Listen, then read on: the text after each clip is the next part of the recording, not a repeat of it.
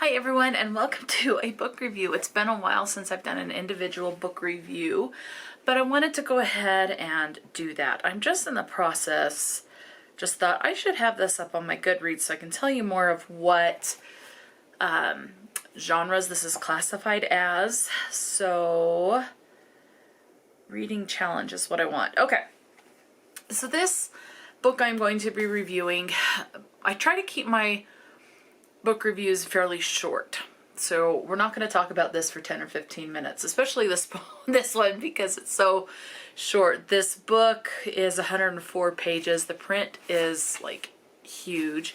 The paper is yellow, which was interesting because usually it's cream or white, but this one is literally like a yellow. It doesn't really convey on camera, but it's in person it is yellow.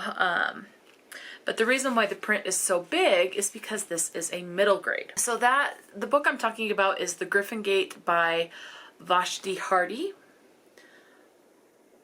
So that's the cover. Now this is actually the start of a series. There's, I think, 3 in this series.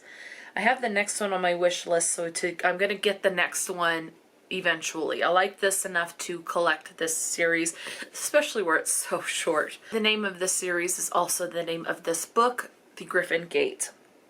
So it's the Griffin Gate series. Book number 2 is entitled The Puffin Portal, and number 3 is entitled The Raven Riddle. Book number 3 came out in March. I don't know if it's only going to be a trilogy or if it will continue on. I don't see anything on Goodreads regarding a 4th book at this time. So, with having Goodreads up, I'm just going to tell you real quick. This is classified as a fantasy mystery adventure. Now, it also has the tags for family, which yes, family is a big component in this. I would not classify this as a novel. It's more like a short story, but then with this being a middle grade, even a lot of middle grades can be at least 250 to 300 pages, if not more. So I still consider this a short story, not a novel. Magic, yes, magic is an element in this. School, I wouldn't really say school is, but there is some training elements.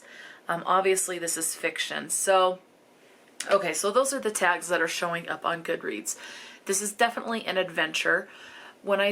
With middle grades, I'm going to say this is on the younger end of middle grade, so more like kids that might be trying to leave like the picture books, but yet the normal everyday middle grade books that you can go out and just get might be a little too advanced. So maybe more along the lines of like Goosebumps.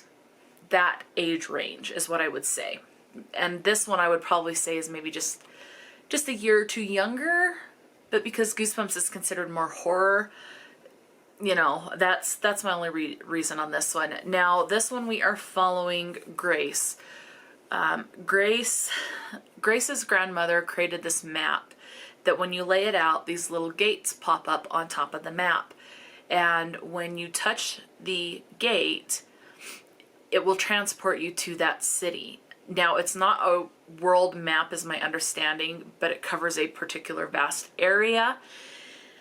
And when the map is laid out and the gates are popped up, if a town needs help that has that gate, which is a portal to that other town, it will show up as a different color. If everything's calm, it's a neutral color. I can't remember what color. If it's an emergency, it's like red.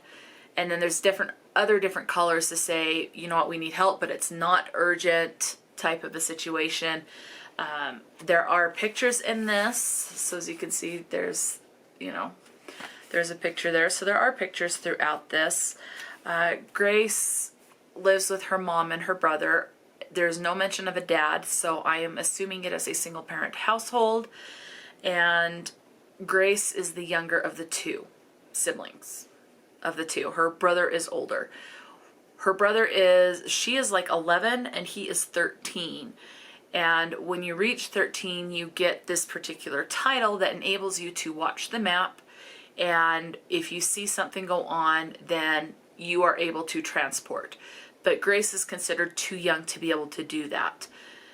Now, Grace, her mom, and her brother go to a meeting with the mayor of this city because her brother did a really good job on a recent case, so they have to do some investigation, and he gets handed an item as a thank you from the mayor.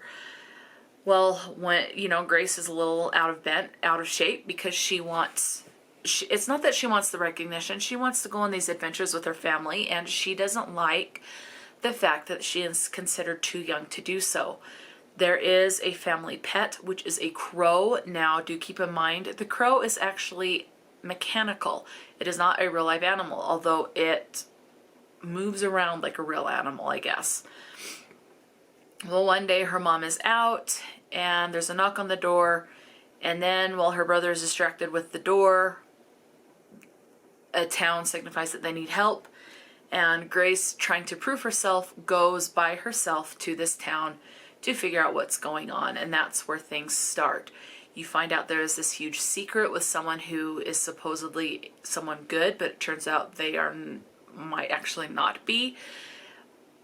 There's a lot of people involved in this conspiracy to overthrow basically Grace's family, and she's trying to figure out how to get out of the situation that she's in.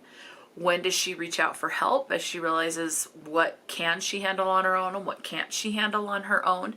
So I don't know, it was very enjoyable. Obviously, with it being a younger middle grade, there's not a lot of character development or plot development or even description as far as the scenery goes. It's just kept very, very basic. I don't mind that. It's written in a way that I was able to envision enough of it to enjoy what was going on, envision it in my head as far as what was going on. And then I had the ability to just kind of fill in the gaps with what was left out of the book to keep it shorter for a younger audience. I like the fact that there is that sibling relationship and you do have sibling rivalry, but yet there are times where it's, you ask forgiveness of each other. And so there's also this part of apologizing and realizing your wrongdoing. So there was a lot to take in such a short book, and I loved it. I do recommend it. Again, especially for that younger audience. I think this is, and that's part of why I would love to have kids of my own one day. And this is definitely a book I can see sitting down with the little kids and reading this story to them, or say, hey, read this and tell me what you learned from this. What is important in this book? And you can have some good discussions with children, I think, from this book. And I think that's what makes it kind of a little bit more important. It's enjoyable, but when you're trying to teach your kids certain things, there are some things that they can learn and pick up from this and you can discuss with them. But again, this is coming from someone that doesn't have kids. This is me assuming all of that. So I don't know, I liked it, and I will collect the other two in this series and go from there. So I enjoyed this, and I liked the remembering of someone that has passed away in their family. Obviously, Grace talking about how her grandmother made the map. Her grandmother has passed on. So, you have a lot of different, good things in this. So that's a very brief review. I mean, what can you say for a very younger end of middle grade book? Not a lot, but, especially without seeing, spoiling a lot of stuff, which is not really a lot to, I mean, there is stuff that I could spoil, but I don't want to. So that'll be it. Let me know if you've read this series or if you've read anything else by Vashti Hardy and what your favorite book by the author is. So talk to me in the comment section below, and until next time, stay true to yourself and enjoy a good book, and I'll talk to you later.